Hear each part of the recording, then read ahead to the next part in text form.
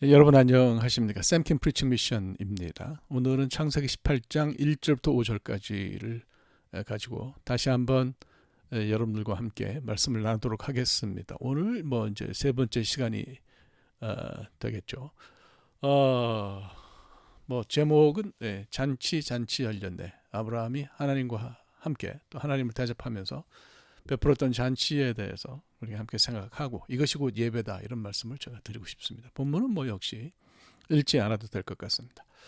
자, 이제 아브라함이 하나님과 본격적으로 잔치를 시작하는데요. 이것을 저는 예배라고 말씀드립니다. 그래서 본격적인 예배가 시작되었다고 할 수가 있는 거죠. 아브라함이 떡을 조금 가져오겠다. 그러고서 고운 가루 세 스아를 꺼내서 떡을 만들었습니다. 여러분 그 곡식 한 스아는 어느 정도나 되는 양일까요? 오늘날 이제 그 발굴된 스아급 용기들이 있어요. 근데 이 용기들의 통일성이 없습니다. 그래서 우리가 정확히 알기가 어려운데요. 최소 5리터에서 최대 12리터까지 융통성 있는 양이 이제 한 스아인 거죠. 학자들은 뭐 그냥 그 중간 정도인 7리터 정도의 크기가 그 양이 한 스아라고 그렇게 이제 하는데 크게 뭐 이의가 없어요. 동의하는 편입니다. 자, 이쯤 되는 양이면은 7리터면요. 밀가루를 한 스아만 가져도 세 사람이 배 터지게 먹을 수 있는 양이에요. 열왕기상 18장 32절을 보면 엘리야가 갈멜산에서 이제 그 바알과 아세라 선지자들과 대결할 때에 하나님께 제단을 쌓고 주변에 도랑을 팠죠. 근데 그 도랑의 총 부피가 곡식 두 스아를 둘 만한 정도였다 이렇게 얘기를 하잖아요. 근데 세 스아니까 이쯤 되면 이제 아브라함이 준비한 가루의 양을 짐작할 만합니다. 굉장히 많이 하나님 드실 음식을 준비했다 이렇게 볼 수가 있는 거죠.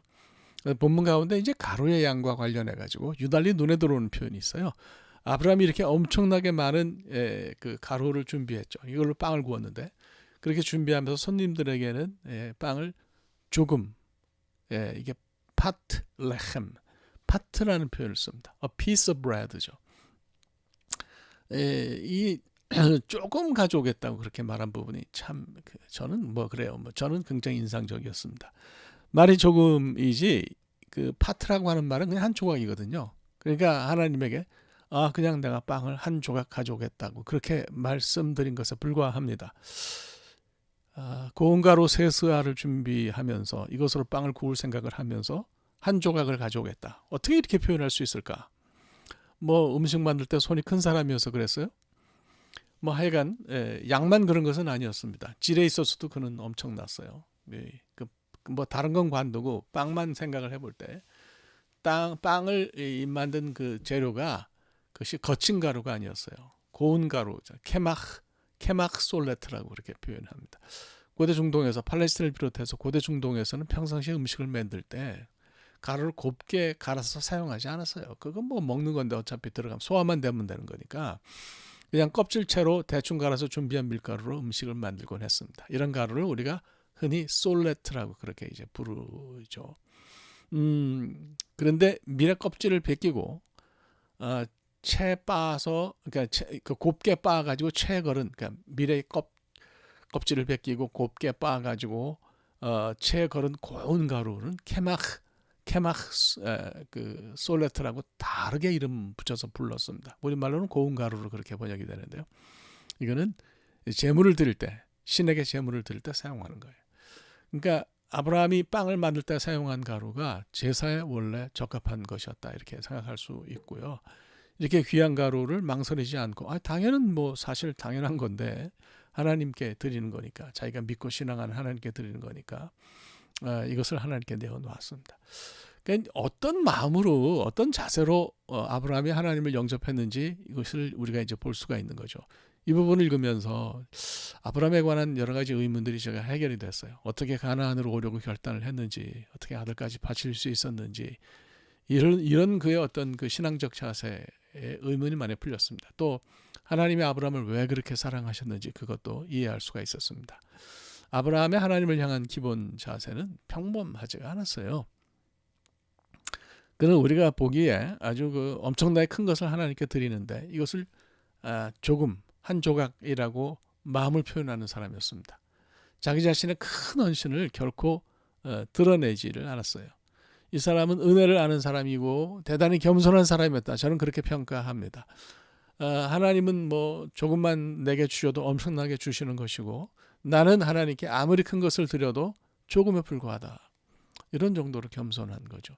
그러니까 그렇게 큰 헌신, 아들을 바치는 것 같은 그런 헌신을 그렇게 그다지 어렵지 않게, 뭐 사실은 어려웠을 수도 있겠습니다. 어려웠죠. 제가 나중에 이제 22장 읽을 때 뭐 표현을 하겠습니다만 어쨌거나 헌신 자체는 큰 헌신이죠. 그것을 이렇게 할 수 있지 않았나 이런 생각이 듭니다. 어떤 사람들을 보면 늘 큰일을 하는 것처럼 스스로 자신을 평가하는 사람들이 있어요. 그런데 뭐 그냥 제가 편안하게 말씀드리면 이런 종류의 사람들은, 이런 부류의 사람들은 결코 큰 헌신을 하지를 못합니다. 조금 내놓고 행사를 하기 일수라면은 내가 이만큼 했단 말이죠. 거기 어떻게 커다란 드림, 헌신이 있을 수 있겠습니까?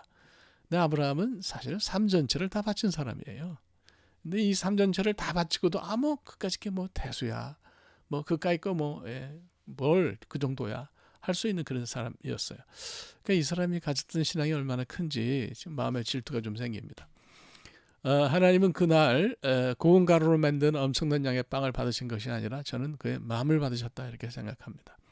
이런 아브라함과 연결해서 생각할 수 있는 것이 이제 그 가난한 과부죠. 마가복음 12장 42절에서 45절을 보면 가난한 과부가 2렙돈을 드린 얘기가 나와요. 렙돈에 대해서 여러분 다 아시겠지만 렙돈은 아주 옛날 돈이에요. 그러니까 이제 오늘날로 가치를 환산하는 게 어려워요. 그래서 뭐 돈 1,000원이나 될까요? 그거 환산하는 건 의미 없어요. 그러니까 그거는 뭐 여러분들 흔히 뭐 오늘날 얼마 그러는데 그거는 의미가 없고요. 어쨌거나 굉장히 작은, 제일 그 화폐 가치가 작은 그런 돈이었습니다. 이 돈이 원래 이제 하스모니안 왕조의 알렉산더 얀네우스 때, 그게 이제 얀네우스가 주전 103년에서 76년 사이에 다스렸던 사람이거든요. 예수님 시대보다 훨씬 이전에 통용됐던 그런 돈인데 적어도 주후 1세기까지는 뭐 유통됐던 걸로 보입니다. 뭐 당시에 이제 말씀드린 것처럼 액면 가치가 가장 작은 돈이었어요. 또 계속 만들지도 않았어요. 동전들이 굉장히 계속 만든 것이 아니기 때문에 형편없이 낡았고 사람들에게 천시를 받았습니다. 동전 지름이 반인치 정도에 불과했으니까 아주 작은 돈이고 오늘날에 글쎄요 연필 지우개만한 그런 크기다 이렇게 생각하시면 될 것 같습니다. 로마 정부 입장에서는 하스모니안 왕조가 만든 거니까 좀 신경이 쓰였겠지만은 워낙 형편없는 액면가의 돈이기 때문에 별로 신경 쓰지 않았던 걸로 보입니다. 실제로 돈의 가치가 너무 작고 또 생긴 모양도 좀 아니어서 유대인들의 자존심을 상하게 만드는 그런 돈이기도 했어요. 그래서 뭐 일설에 의하면 로마인들이 유대인들의 자존심을 심리적으로 긁기 위해서 일부러 유통을 허락했다라고 하는 그런 이야기도 있습니다. 이런 돈 두 잎을 들였으니 여기 나오는 과부들은 정말 보잘것없는 그런 헌금을 했습니다. 그런데 예수님은 그녀가 엄청난 헌신을 했다고 칭찬하셨어요. 과부는 당시 사회에서 이제 보호 대상이고 동시에 수탈의 대상이죠. 함께 마가복음 12장의 모습을 드러낸 서기관은 과부의 것을 빼앗는 그런 과부의 천적으로 등장을 합니다. 마가복음 12장 40절에 과부의 가산을 삼키며, 그게 과부가 이제 뺏기다 못해도 사실 뭐 경제력도 없고 또 수탈 당하다 못해 남은 것이 없는 상태에서 그의 모든 것을 드렸다고 추론하기에 부족함이 없는 그런 상황 설정입니다. 그러니까 이제 과부가 드린 그 렙돈 두 잎을 우리는 객관적으로 판단할 수가 없습니다. 그냥 우리가 이것을 제대로 이해하려면 그녀가 자신이 가진 모든 것을 드렸다라고 이렇게 판단해야 됩니다. 이런 자신의 모습에 대해서 과부는 과연 하나님께 나 많이 드렸다, 뭐 나 가진 건 다 드렸어 이렇게 스스로를 평가하겠습니까? 그런 모습은 상상하기가 어렵습니다. 진실로 다 바치고도 너무나 부족했다 이렇게 말하는 그런 종류의 사람, 그런 부류의 사람인 거죠. 그녀와 아브라함은 시대를 뛰어넘어서 서로 연결되는 부분이 있어요. 저는 우리가 하나님께 삶을 드리면서, 우리 다 믿는 사람들이고 하나님께 드리는 것에 관심이 있어요. 우리 삶을 하나님께 드린다고 우리가 다 생각하죠. 제가 만난 신실한 그리스도인들은 다 그렇게 생각하면서 사는 분들이 많았어요. 근데 우리가 이제 하나님께 무엇을 드리든지 그것이 부족하다라고 생각하는 그런 마음이 필요하다고 봅니다. 하나님이 보시는 것도 그런 마음 아니겠나 싶어요. 그래서 오늘 말씀을 읽으면서 저는 한 가지를 생각합니다.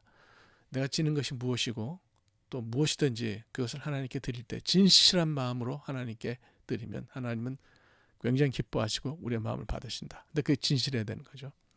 저는 그것이 예배라고 생각합니다. 이런 진실한 예배를 여러분 다 들으시기를 주님의 이름으로 축복합니다. 자, 기도하겠습니다. 하나님, 오늘 아브라함이 하나님께 엄청난 양의 음식을 드리면서 조금 한 조각 가져오겠다고 말한 그런 겸손의 표현, 진실한 마음의 표현을 읽었습니다.